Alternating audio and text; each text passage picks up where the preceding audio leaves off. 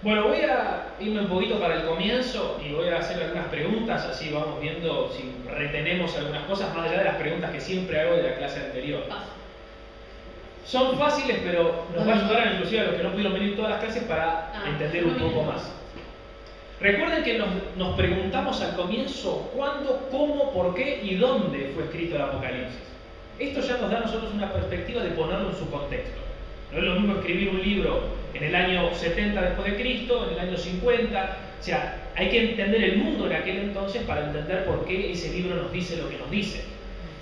Y como también nos preguntamos a quiénes fue escrito ese libro, interpretamos ahí muy fácilmente que fue escrito principalmente a los judíos. Sí. Entonces para los judíos tenía un simbolismo mucho más especial que el que puede tener para nosotros ahora mismo. ¿Cuándo fue escrito este libro? Entre el 60 y el 70, 68 después de Cristo. Sí, esto hay que tenerlo bien claro. Después. Nunca puede ser después del 70 después de Cristo. Porque imagínense ustedes, y siempre les pongo un ejemplo, supongan que cae una bomba sobre la ciudad de Temperley, cae el día de mañana, para esta sociedad, para esta ciudad, va a cambiar el mundo. ¿Se entiende? Va a haber un hito imborrable en la historia. Cualquier persona que escriba una descripción de la ciudad dentro de 2 días no va a poder obviar la cuestión de que cayó una bomba y destruyó la mitad de la ciudad. Bueno, por eso es que el Apocalipsis fue escrito antes de la destrucción del templo, antes de la destrucción de Jerusalén, porque habla de eventos futuros, pero no todavía de cosas que ya pasaron. Eso y otros 9 aspectos más que ya se los nombré, como no sé si se acuerdan de la judaización de la iglesia, yo los tengo acá, del siríaco, que les nombré también, que la pellita, ¿se acuerdan que es el original más antiguo que hay de la Biblia? Dice que Juan escribe esto cuando lo había echado Nerón. Sí. Y Nerón gobernó hasta el 68 después de Cristo. Entonces, si Nerón estaba en gobierno para echarlo a Juan, nunca pudo haber sido escrito el Apocalipsis después del 70. Y cuestiones así muy sencillas de entender. Por eso dijimos que la Biblia menciona que 5 reyes han caído y el otro todavía estaba por venir. Y yo le nombré que había estado Julio César, Augusto, Tiberio, Calígula, uno es Nerón, y el que está por venir, que dice que es necesario que esté por poco tiempo, es Galba, que estuvo desde junio del 68 a enero del 69 después de Cristo. Fíjense que las profecías, algunos están esperando que pase eso ahora, ¿no? Que haya un gobernante que se levante, claro, en Europa y dure poco, y que venga de la descendencia de Obama, y que, bueno, todas cuestiones que no tienen que ver con lo que acá obviamente dice. Después vimos también en otro punto que habla de aquellos que lo traspasaron. Sí. ¿Se acuerdan? Dice que lo verán venir en las nubes, todo ojo lo verá, y aquellos que lo traspasaron lo verán. ¿Quiénes eran aquellos que lo traspasaron? ¿Quiénes? Los de esa generación, exactamente, más precisamente eran los soldados romanos, porque fueron los que lo traspasaron literalmente. ¿Qué hicieron? Lo traspasaron.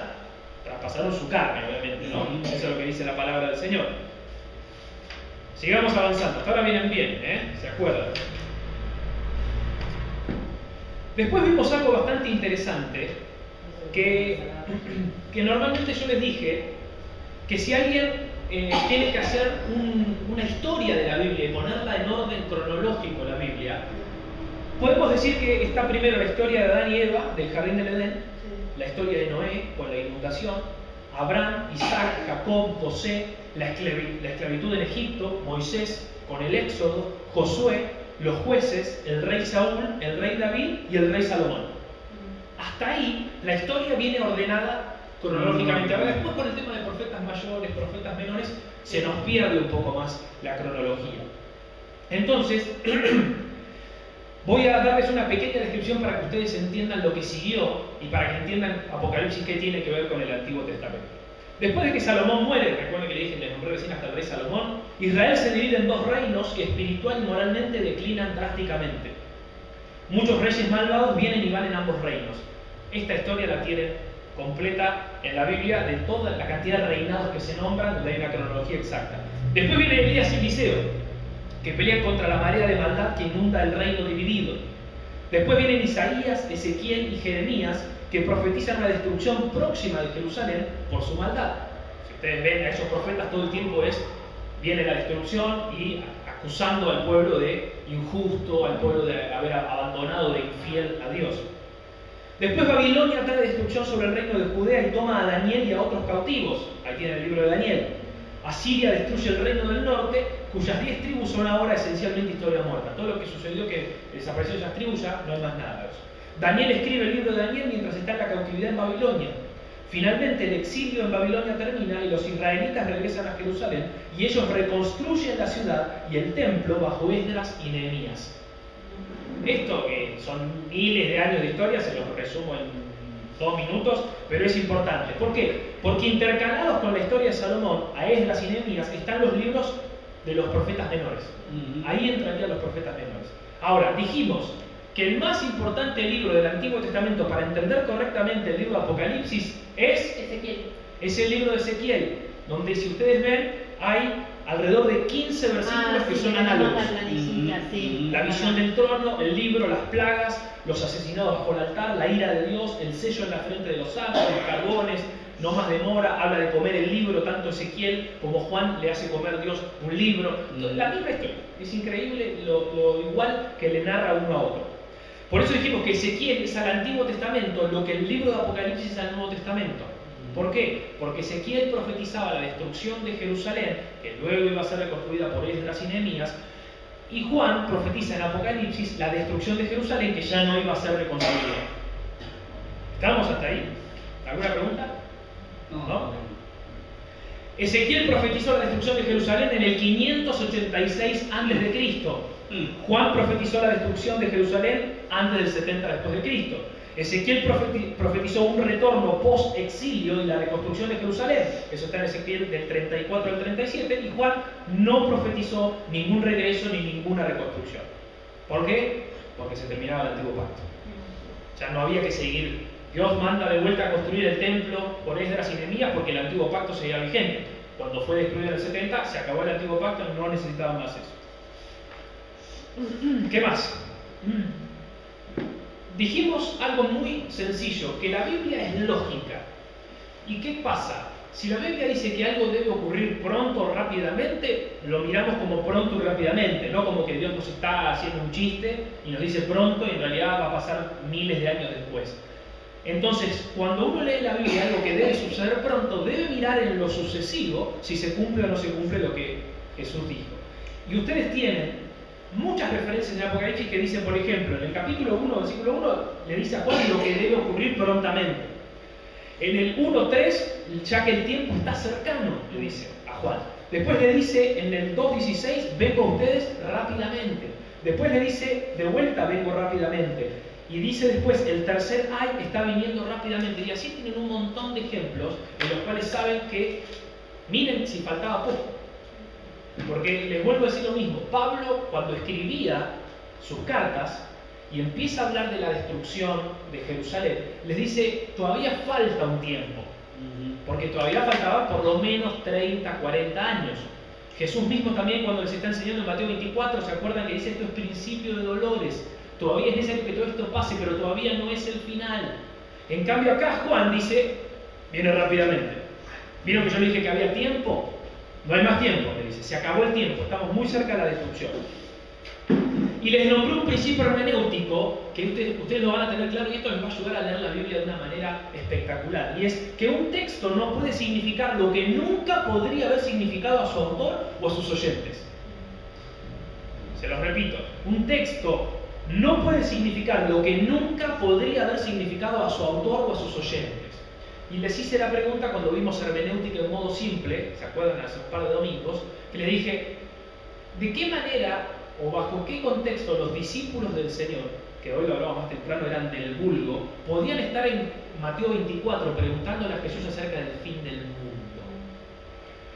Cuando ustedes ven los pensamientos que tenían los discípulos, ¿en qué pensaban ellos? En que no se bancaban más a quiénes. Pero peor, a los romanos. No se bancaban más a los romanos y por eso era que todo el tiempo se hablaba de que a Jesús lo querían hacer rey.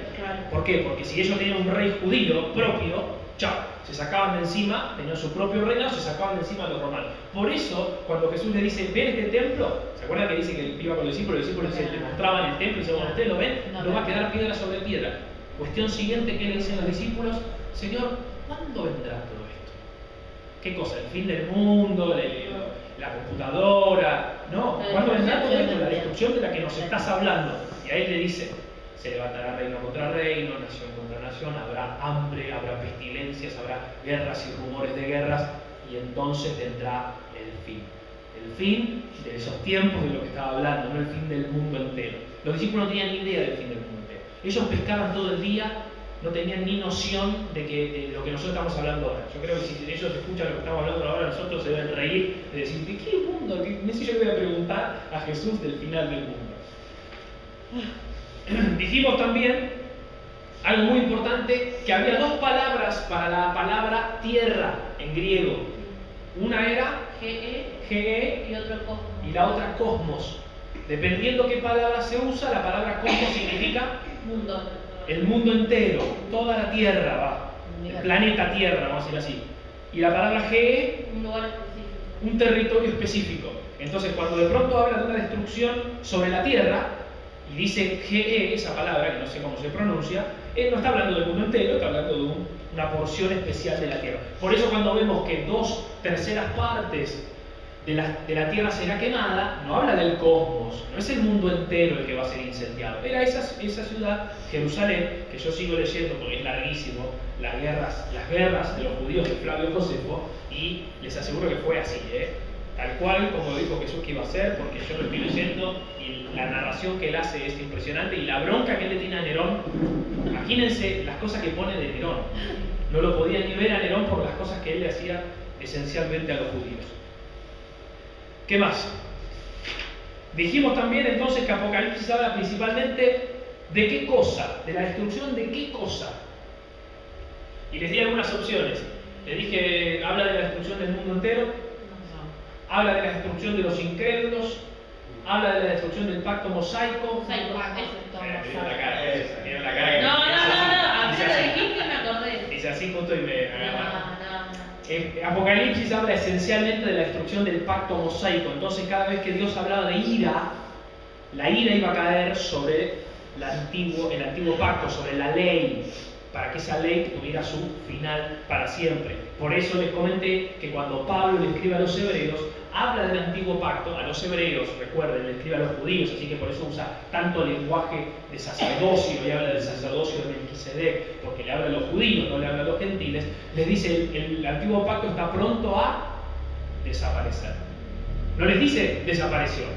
Y sin embargo esa carta tiene que haber sido escrita entre el 30 y el 60, y le dice está pronto a desaparecer. ¿Cómo? ¿Jesús ya había muerto?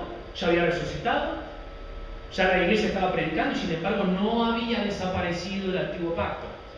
¿Por qué? Porque todavía tenía que venir el día de la revelación de Cristo, que no es la segunda venida de Cristo a la tierra, es un día donde Él iba a venir, iba a traer ira sobre el antiguo pacto para que solamente quede un pacto. Y lo vimos el otro día cómo festejaron los cielos, ¿se acuerdan? Sí. Cómo festejaron los cielos en aquel momento. A ver qué más tenemos. Bueno, vamos a saltar entonces a lo de hoy. Creo que quedó más o menos claro el resumen, ¿no? Bárbaro. Parte 7 de Apocalipsis, las 7 copas de ira. Y ahora viene el breve repaso, que este es breve en serio. La mujer dando a luz en Apocalipsis 12 es, opción 1, la gran ramera de Babilonia. Sí. Opción 2, la iglesia como madre de los cristianos. Opción 3, María formando parte de la cuatridad. Opción 4, es María teniendo a Jesús, pero dentro de una analogía con la iglesia primitiva. Cada vez se pone más picante. Para mí la primera, para mí la ¿Cuál descartamos? ¿Cuál descartamos? La primera, la 2, es la 4, creo. No, la ¿Cuál 3, descartamos? La ¿Cuál 3 y la descartamos? 2. La 3 y la 2. ¿La 2 y la 3 la sacamos? Sí. Bien, están bien rumbeados. O sea, estamos entre la 1 y la 4. La 1. Lara dice la 1. La 1. Que la mujer dando a luz de Apocalipsis 12 es la gran ramera de Babilonia. ¿Quién dice otra cosa? Ivana dice la 4. Jaime dice la 4. La 4, sí. La 4. Sí, la 4. Es María teniendo a Jesús, pero dentro de una analogía con la iglesia primitiva. Muy bien. ¿Se acuerdan de esto? Ahí coinciden todos los teólogos en que esta es María dando a Jesús, porque dice que el varón que iba a tener, regirá con vara de hierro, con cetro a todas las naciones, y es la profecía del Salmo. ¿Se acuerdan que vimos el Salmo que nombra? Pero después también vimos que la protege por un espacio de 1200 días, de 3 años. Y fue el tiempo en el que Dios protegió a la iglesia, porque no vemos eso en la vida de María, que Dios proteja a María específicamente por esos 3 años. En cambio, sí lo vemos en la vida de la iglesia, que Dios protege a la iglesia mientras estaba toda la destrucción de Jerusalén. Y ellos estaban en el monte de... En el monte de P... Me están tirando a ver. No lo digas entero, otra palabra. No, es muy cortita. En el ya le digo. monte De Pelia. En ese monte de Pelia estaban los cristianos ahí mirando todo así, no los imagino, diciendo, todo lo que pasa es lo que Jesús dijo que iba a pasar. Perdóname una pregunta. Sí. Dentro de los 144.000 que fueron a ese, ¿no? Al monte. Bueno, ahí viviría ese tipo María y sus hijos. Ah, bueno, no sabemos. ¿No? O sea, y no No, sabemos si ellos... porque ¿saben qué? Y también los apóstoles, nosotros. Los apóstoles sí. Los apóstoles sí. Sí, ¿no? Sí, Yo supongo que en muchos María casos sí. Claro. No sabemos de cada uno porque lo que queda después de esa historia es... Los hermanos de Jesús también. Algunos habían muerto antes, obviamente. Había apóstoles que habían sido nombrados luego. Porque Vimos que ya imagínate había la muerto. matanza que hubo en ese tiempo, que hasta, dice que ¿cómo se llama? A los muertos los ponían como en montañas. Sí, Era un poco duro. fue muy duro ese tiempo, Sí. ¿no? Entonces, Bueno, tuvieron tiempo para pensar porque estaba allá atrás la pregunta. Así que el dragón de Apocalipsis es, opción 1, el diablo, la serpiente antigua, Satanás. Opción 2, el imperio romano. Opción 3, los perseguidores de los cristianos. el uno. El uno. Hay opiniones divididas. El uno. Decepción. Hay dice que es el 1, que es el diablo, la serpiente antigua, Satanás. Anímense, vamos. Sí, dice en la El Imperio Biblia Romano. que la serpiente antigua es Satanás. Pero sí, estoy preguntando si el dragón que nombra Apocalipsis es. Ah, El Imperio el Romano. Imperio Romano. El Imperio Romano. Imperio Romano. El diablo, la serpiente antigua, Satanás. Muy bien, Jaime, ahí. Lo leí. Recuerden, está hablando de eso. El mismo Juan es el que enseña. Primero habla del dragón que quiere Claro. asesinar al bebé que están haciendo. Exacto. Y más adelante Juan mismo explica y dice: ese es exactamente, dice esto. Es el diablo, la serpiente Exacto. antigua, Satanás. Satanás. Así que lo que está mostrando ahí el Apocalipsis es el momento del parto de María. Ah. Y del ataque que el diablo quiso hacer. Lo ven ustedes ahí en las Claro, escrituras. ¿sabes por qué yo me confundo? Porque pienso que Apocalipsis todo habla del futuro. No, dice cosas, habla de cosas que pasaron, cosas que están sucediendo y que están pronto a pasar. No para nosotros, vuelve a lo mismo. No para nosotros. Acordate que vimos el mensaje de las iglesias que hace analogía desde la creación. Ah, claro. Así que no, habla de cosas pasadas, presentes y futuras, pero no para nosotros. Por eso me confundo. ¿Estamos? Sí. Tiene una más, miren. ¿Cuál? ¿Qué? La bestia del mar es, opción 1, la ballena que se comió a Jonás. No. Ahí estuve bien. No, El imperio romano. tampoco. Es una simbología del monstruo que se levantará de las aguas. Es la ciencia y la tecnología que no cesan su avance. La La 3. 3. La 3. La 3. Es una simbología del monstruo que se levantará de las aguas. ¿Qué más? Lo que pasaba en el otro lado de Roma cuando lo que hablábamos ahora. El imperio romano. Claro, el imperio romano. Ah, Sí, me pero bien, estás No me cambia. Ahí pusiste Se trampa. equivocaron. Tendría que haber puesto Leviatán. Ese con trampa. Se equivocaron. Porque no se levantó ningún monstruo de las aguas. Justamente se refería al imperio romano, que Sí, del pero el el territorio. Reconozcan que le ¡Era pifiaron. abuelito! Reconozcan que le pifiaron, porque en realidad, obviamente que se parecía. Pero si yo ponía la primera, nadie iba a decir la de la ballena que se ponía. No, ahí puse la propuesta para que. ¡Era un abuelito! Era la abuelita. Moveric. Y tenemos una más. La bestia de la tierra es A ver. el sistema religioso de los judíos, Qué va. el anticristo o la persecución por tierra. La bestia de quién es? La bestia bestia de la tierra es el sistema religioso de los judíos, el anticristo Ahora no digas por o favor, la ya lo hablamos más persecución por temprano. tierra. El anticristo. El anticristo ¿Qué más?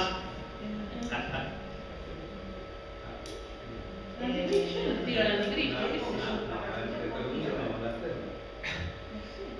El anticristo, ya fue. El sistema religioso de los judíos. Dijimos que la bestia que se levantaba en las aguas era porque Jerusalén veía después del mar el ejército romano que venía, porque se levantaba Roma, era lo primero que se veía desde Jerusalén después de las aguas. Entonces cuando Juan dice se levantará de las aguas, está hablando de aquel lugar. Y cuando dice se levantará de la tierra, de la bestia de la tierra, habla de que se levantará como del medio de ustedes. Es una figura profética, como decir, saldrá de ustedes mismos. ¿Y qué salía de ellos mismos? El sistema fariseo, el sistema religioso. El sistema religioso más que nada. Oprimía al pueblo de Israel. Flojo, flojo. El breve repaso fue flojo, No, justamente porque puse las preguntas, las respuestas fueron. ¿Pero de qué clase fue esa de paso? La anterior. Ah, yo no vine. Acá el que falta tiene que ver el video. Tiene que ver el video. No, claro, y de los múltiples choices, ¿viste? Fue con los múltiples choices la cabeza. ¿Qué es todo esto? Yo se lo leo, no se hagan problemas, yo se lo leo. Dijimos entonces que entramos en las 7 copas de ira que ustedes las tienen en Apocalipsis desde el capítulo 5 hasta el capítulo 16, versículo 21. Dijimos, capítulo 15. Para los lectores judíos del primer siglo, las plagas de Apocalipsis 15, 16 les habrían inmediatamente traído a la mente la única ocurrencia de plagas como juicio que ustedes tienen en Éxodo 7 al 11. Así que ustedes están con mucho miedo por unas plagas que puedan venir. Exacto. Sáquense miedo. Sí. Es una analogía de lo que sucedió en Éxodo del 7 al 11 con las plagas que Dios enviaba a los egipcios. De hecho, podemos encontrar algunos paralelos directos sorprendentes entre las dos listas de plagas. Por ejemplo, la segunda y la tercera copas, estamos hablando de las copas, son acerca de agua transformándose en sangre. Ah, sí. Bueno, es lo que ocurrió en el río Nilo durante las plagas de Egipto en Éxodo 7:20. La quinta copa cubre la tierra de oscuridad, tal como la novena plaga de Egipto. Vean Éxodo 10. En la sexta copa de juicio, un ejército se levanta de un río para traer destrucción. En Éxodo, los ejércitos egipcios persiguieron a los hebreos y el agua se los tragó, de modo que los hebreos fueron liberados. Fácil. Así que cuando ahora vuelvan a sus casas y miren las copas, vayan todo el tiempo a Éxodo y miren el paralelo que existe entre Éxodo y Apocalipsis de esas copas y de esas plagas, esencialmente. Ahí van a descubrir que les va a ir el miedo, no van a tener miedo de un evento futuro, sino que van a ver una historia perfecta del libro de Éxodo.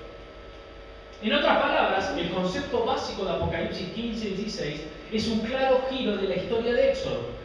Encontramos en Apocalipsis 11:8 que la Jerusalén del primer siglo era considerada por Dios como la Egipto y Sodoma. Exacto, y lo dice. Y ahí lo vuelve a decir. Miren los paralelos que hay, es impresionante. Es como estar leyendo lo mismo en otra parte de la historia del pueblo de Dios. Y no decía Sodoma y Gomorra. Sí. Solamente decía Egipto y Sodoma. Egipto y Sodoma. Y no sabemos por qué lo dice Sodoma. No sabemos. Pero sí, está hablando de esa referencia de Egipto, claro, de las plagas, porque está mencionando más bien las plagas. Claro. ¿Por qué borra ahí? Ahora, el cuadro se expande y los cristianos están haciendo su éxodo fuera de Jerusalén. Presten atención en esto. Así como el pueblo judío salía de Egipto para ir a alcanzar su tierra prometida, ahora el nuevo parangón, la nueva comparación, es la iglesia saliendo de Jerusalén, donde iba a ser destruido. Es el mismo sistema. Por eso Dios todavía estaba funcionando como bajo el antiguo pacto. Estaba enviando plagas a la nación que estaba oprimiendo, primero al pueblo de Dios, en el caso de Egipto oprimiendo a los judíos, y ahora a Jerusalén que oprimía a la iglesia. ¿Se entiende la analogía? Sí. El mismo modus operandi de Dios. Entonces dice que el cuadro se expande y los cristianos están haciendo su éxodo fuera de Jerusalén, como es representado por los 144.000 marcados del Señor que se van a la montaña cercana de Pelia. Eso lo vimos recién, lo tienen claro. Mientras los cristianos se iban, detrás de ellos, Jerusalén es envuelta en plagas enviadas por Dios. Y miren lo lindo que cierra esto acá. Jerusalén es Egipto, Egipto es Jerusalén. Muy fácil. ¿Me siguen? Me miran raro. No, sí, sí. Es una analogía perfecta. Lo que sucedió en Egipto También sucedió. es lo que está sucediendo en Jerusalén. Ah. Se está repitiendo la misma historia. Es lo mismo. Las plagas, Dios operando de la misma manera, con la gran diferencia que acá se estaba cumpliendo el antiguo pacto, la destrucción estaba llegando sobre ese antiguo pacto para ya nunca más volver a ser. Nunca más. Seguimos.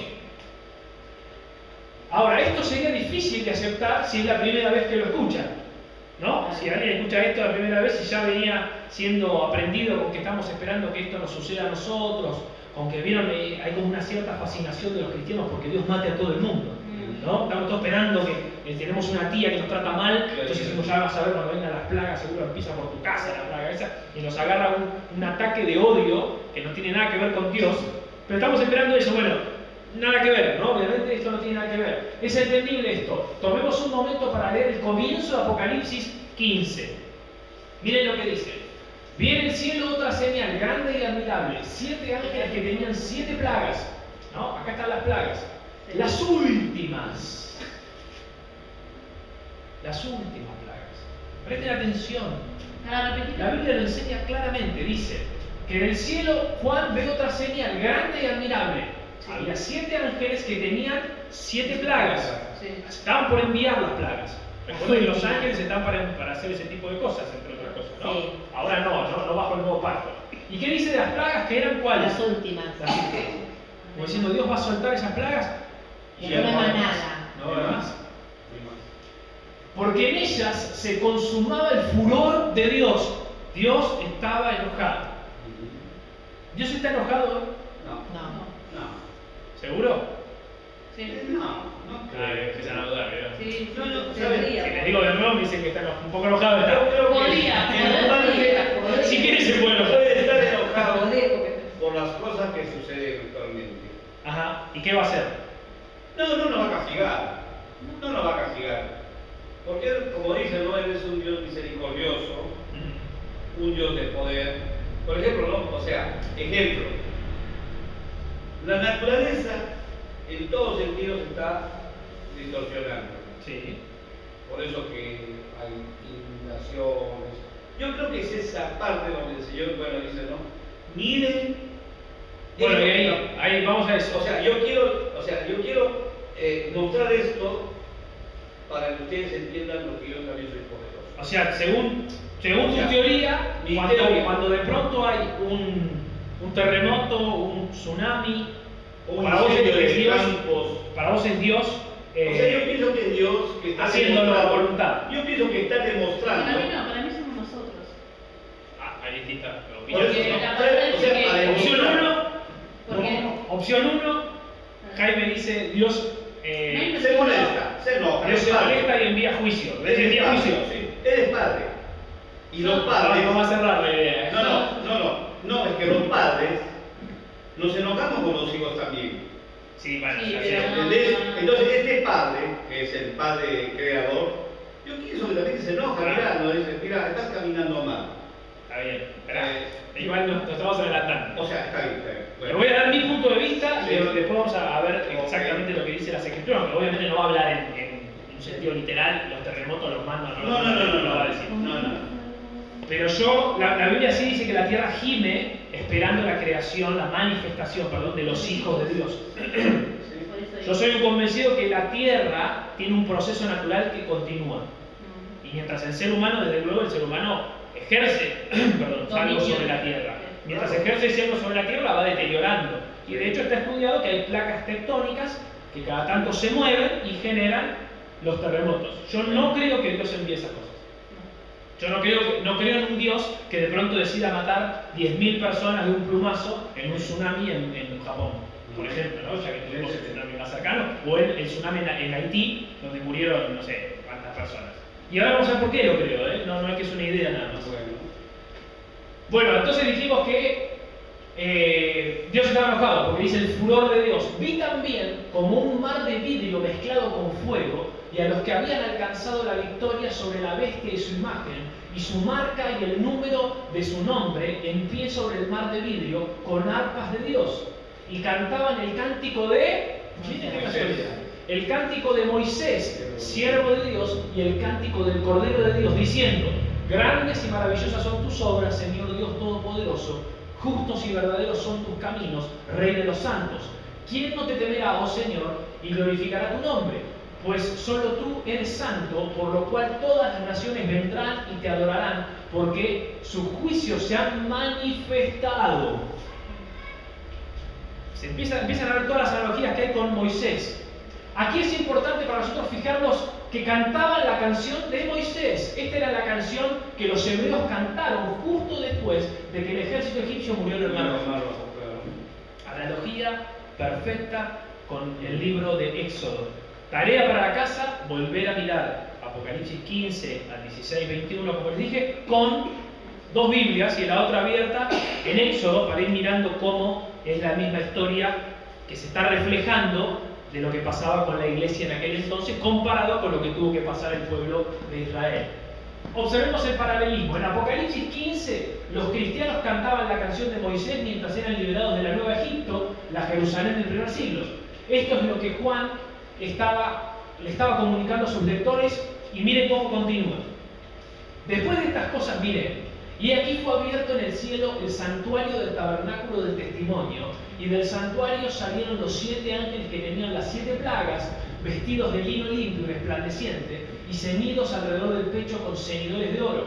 Y uno de los 4 seres vivientes dio a los 7 ángeles 7 copas de oro, llenas del furor de Dios. Recuerden, llenas del furor de Dios, que vive por los siglos de los siglos. Y el santuario se llenó de humo por la gloria de Dios y por su poder, y nadie podía entrar en el santuario hasta que se consumaron las 7 plagas y los 7 ángeles.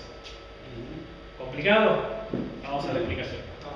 El tabernáculo de la ley, del pacto, fue abierto, y fuera del templo vinieron las plagas sobre Jerusalén, es lo que está hablando de Egipto.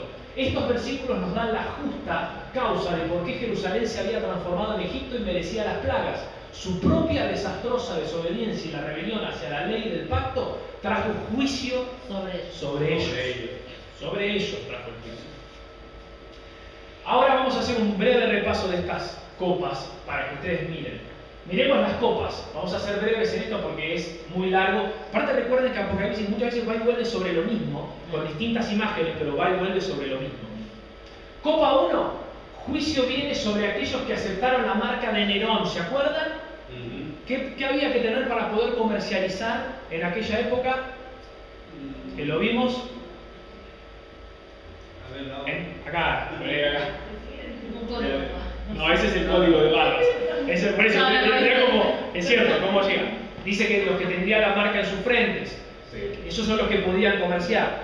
¿Por qué? Porque no dejaban justamente, estaban persiguiendo y solamente querían que los que tengan la marca de la bestia. ¿Quién era la bestia? Nerón.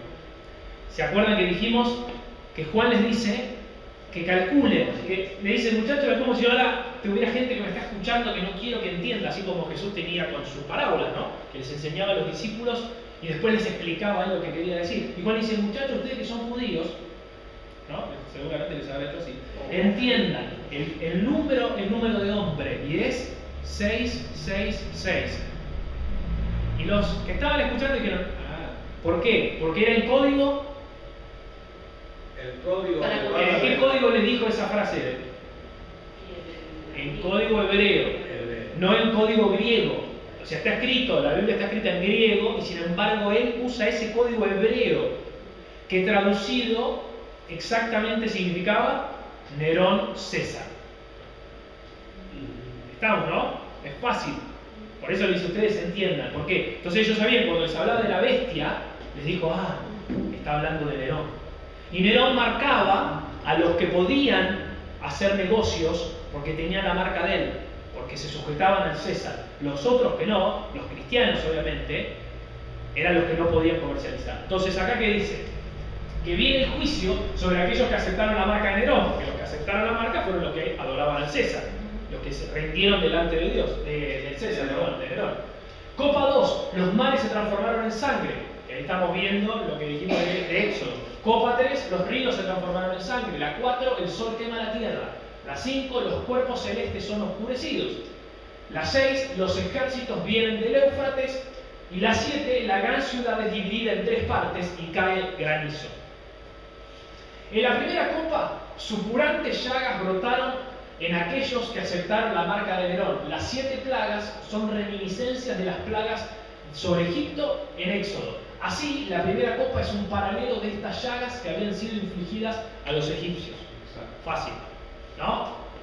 Ninguna duda. En la segunda y la tercera copa, estamos haciendo ahora el desglose de lo que vimos recién, de juicio, encontramos increíbles y obvios paralelos con el Nilo y todo el agua de Egipto transformándose en sangre a la orden de Moisés. Mismo ejemplo. En la cuarta y quinta copa, de nuevo encontramos cuerpos celestes siendo afectados, que es nuestro recordatorio continuo de que Juan estaba hablando de la destrucción de una ciudad o región. Esto es también un paralelo en reverso de la plaga de oscuridad en Éxodo. En la cuarta copa vemos exactamente lo opuesto. Hay tanto sol que la tierra es quemada. Entonces, en la quinta copa, los cielos se oscurecen. Es la misma referencia entre Éxodo y Apocalipsis. Sexta copa, sabemos que Jesús viene. Jesús viene en el año 70, en el juicio, como ladrón en la noche, que es un paralelo de 1 Tesalonicenses 5:2 y Mateo 24:43. Por favor, les voy a pedir que alguien busque 1 Tesalonicenses 5:2 y otro que busque Mateo 24:43. No se quejen del frío. Mateo 24. ¿Cuánto? Mateo 24:43 y 1 Tesalonicenses 5:2. Primera Tesalonicenses 5:2 dice: porque vosotros sabéis perfectamente que el día del Señor vendrá así como ladrón en la noche. El día del Señor vendrá como ladrón en la noche. Mateo 23, ¿qué? Ahora les hago una pregunta. Antes de leer Mateo 24:43. ¿Cómo sería esto para nosotros? ¿Cómo sería esto si fuera para nosotros? Perdón, 5:2, ¿no? Sí. Estaba leyendo 5:2. ¿Cómo? ¿En qué sentido? Porque saben ¿Esto que o lo que acaba de leer? lo que acaba de leer Ivana, que dijo Como ladrón. que el día del Señor vendrá. El día del Señor, dice. No está diciendo que Dios vuelve a la tierra. Está diciendo el día del Señor vendrá como ladrón en la noche. Sí. ¿Cómo nos cambia esto a nosotros? Si supuestamente eso habla de la venida triunfal de Cristo a la tierra, la última venida, se llámelo como ustedes quieran llamarlo. Porque con esto de que hay tanto de la segunda venida, si es la segunda, no importa, el término no es el caso. ¿Cómo sabes? Y te lo vuelvo a decir, te lo digo siempre, ¿cómo te va a encontrar en ese día? ¿Conocen cristianos o ustedes mismos han pasado por desiertos y valles donde la han pasado mal? Sí. ¿Perdieron su salvación en ese momento? No. Y entonces, si hubiera venido en ese momento, se hubiera ido al infierno. O sea, es una cuestión de un día, ¿no? Hay gente que prácticamente comete algo que de un día para otro cambia su vida. Y si Cristo viene justo después de ese día, se va al infierno. Porque si la idea es del ladrón en la noche y de que se nos inculca la santidad por ese motivo, es equivocado. Entonces nos damos cuenta que lo que está hablando ahí Pablo es de este día. Porque realmente ese día vino como ladrón en la noche. Porque en ese entonces estaba lo que se llama la Pax Romana. Que el Imperio Romano decía, hay paz, che, tranquilo, está todo bien, hay paz.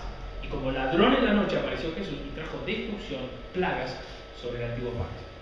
¿Qué dice Mateo 24:40? Sí. Como leyéndolo, lo dice también muy claro, le está diciendo, ustedes sabéis perfectamente, o sea, lo saben ya perfectamente, está muy claro que para ese momento, para ellos, Exacto. y es como que diciendo, se lo está comentando, pero ya lo sabían y perfectamente lo sabían. Bueno, ¿y por qué? Muy bien eso. ¿Y qué dice después? Que ningún cristiano pereció. Todos los cristianos huyeron, y por eso Pablo dice, ustedes lo saben perfectamente. Pablo debe haber sido bastante pesado para explicar eso. Muchachos, recuerden cuando ven estas señales, ustedes se tienen que ir de Jerusalén. Ustedes se tienen que ir y se fueron. Los 144.000 se fueron. Por eso no murió un cristiano en esas guerras. Un cristiano no murió en esas guerras. Se habían ido todos porque este mensaje lo habían escuchado claramente. ¿Qué dice Mateo 24:43? Pero sabed esto, que si el padre de familia supiese a qué hora el ladrón habría de venir, velaría y no dejaría minar su casa. Bueno, está hablando también de una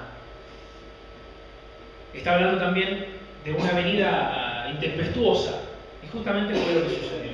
O sea, sáquense de la cabeza la idea de que está hablando de que Cristo va a volver a la tierra, a buscar a la iglesia, a raptarla, y este es el mensaje, ¿no? El Señor va a volver en este sentido. Pero si ustedes tengan miedo, porque como no saben qué día va a venir, justo a veces mienten ese día, ¿no? Y bueno, chao, se lo van a tener que aguantar. Condenación eterna. Quizás viste toda una vida cristiana bien, ejemplar, te guardaste y ese día te equivocaste, como nos equivocamos todos, creo que acá nadie puede agarrar y tirar la primera piedra, y vino ese día el Señor y bueno, chao. Dios es un Dios así, sarcástico. Como así también el que se convirtió ese día, zafó, porque ese día se arrepintió. ¿Se entiende, no? O sea, Dios no puede pensar de esa manera. Sí, ¿me entiende lo que estoy queriendo decir? ¿No? Dios no puede pensar en que se convierte un tipo que hasta acá vivió mal, ese día se salva y vos porque viviste toda la vida bien y ese día te equivocaste, como vino como el ladrón en la noche, fuiste. Eso no tendría ningún sentido, Dios no es así. De hecho, Él dice que, dijimos que nos preperdonó a los que estamos en Él. Nos preperdonó. Por eso le debemos esa obediencia, porque lo amamos y porque queremos tener comunión plena con Él. Simplemente por eso. ¿Amén? El séptimo juicio, encontramos la ciudad dividida en tres. ¿Vieron que les dije? Esto es exactamente como la Jerusalén antigua estaba estructurada. Consistía de 3 porciones sucesivas en altura que fueron invadidas por los romanos y en etapas. Y a medida que cada porción era destruida, la siguiente era sitiada. Exactamente lo mismo que está diciendo Apocalipsis. Esta copa también menciona granizo. Miren esto que interesante, porque algunos dicen que va a estar esperando esa lluvia de granizo, ¿no? Y esa cuestión, pero miren. Que pesaba específicamente un talento. Y miren lo que dice Flavio Josefo.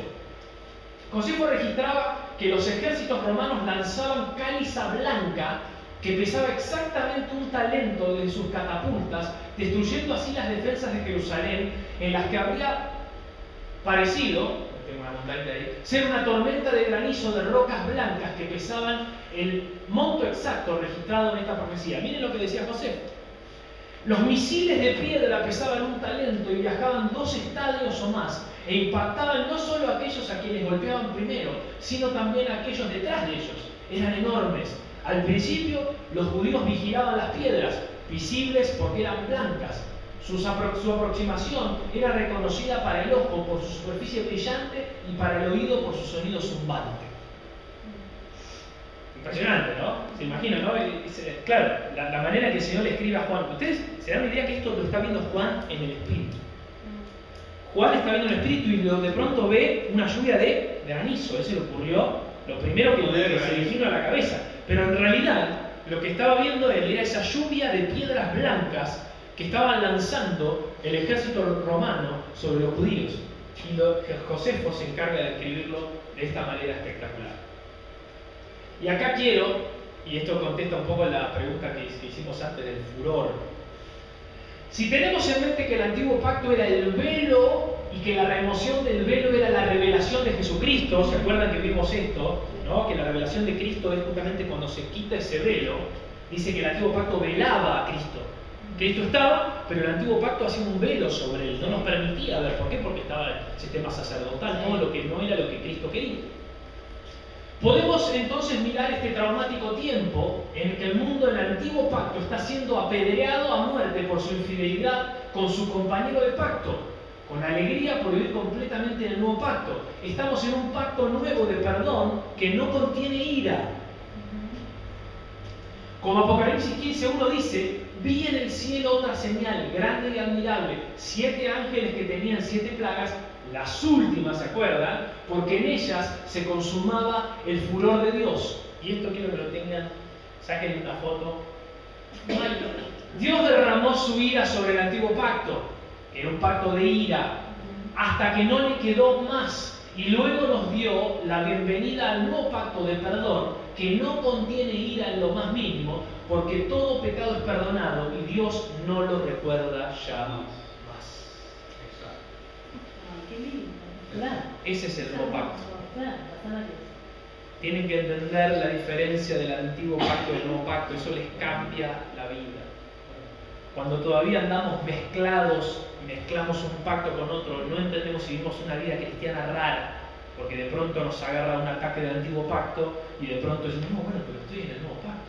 Bueno, entendamos la gran diferencia que hay entre el antiguo y el nuevo pacto. Una línea. Eso es lo que a mí me pasaba. Sí, sí, a mí me pasaba eso, por eso cuando yo siempre te cuento en tu casa, cuando Dios me habló a través tuyo y me dijo, te traje este lugar para que entiendas un montón de preguntas que vos me hacías, porque para mí era una cosa, viste, que yo estaba yo tengo que estar pensando me sentía la Claro, peor, claro.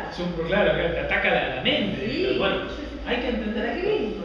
¿Para qué vengo? Entendamos que el nuevo pacto es un pacto de libertad. A libertad fuisteis llamados, dice Pablo.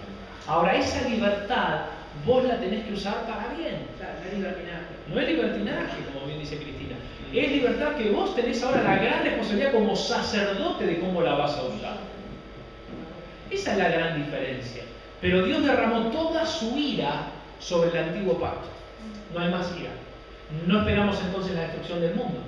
No esperamos eso, porque Dios ya derramó toda esa ira y ahora no está Dios para derramar eso, sino todo lo contrario. La iglesia está para demostrar su amor y expandir el reino de los cielos, que como bien decíamos al comienzo, ya está acá. Por eso Jesús les dijo, cuando les digan el reino de los cielos viene por allá, cuando les digan el reino de los cielos viene por acá, no les crean. ¿Por qué? Porque el reino de los cielos ya está acá.